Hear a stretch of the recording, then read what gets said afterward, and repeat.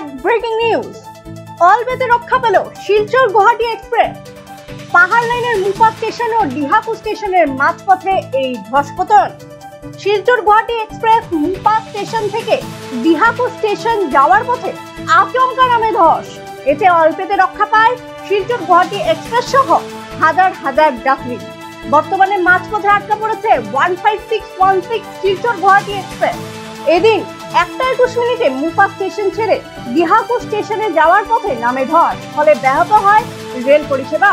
বর্তমানে 15616 শিলচর গুয়াহাটি এক্সপ্রেসকে মুপা স্টেশনে ফেরত পাঠানো হয়েছে। আপনারা দেখতে পাচ্ছেন বদরপুর লামডিং রুটের মুপা ও ডিহাপুর স্টেশনের মাঝপথে নেমে আসা ধস পতনের এক্সক্লুসিভ দৃশ্য শুধুমাত্র নর্থ ইস্ট আপডেটের পর্দায়। देखिए आइए रहा पूरा, ये दिखे धंस गया, ये पूरा धंस गया। ये देखिए पूरा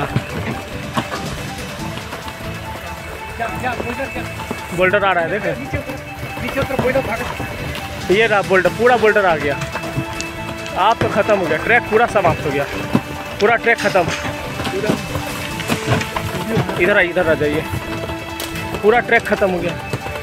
मालूम देता है नीचे से कोई झुक रहा है कागज।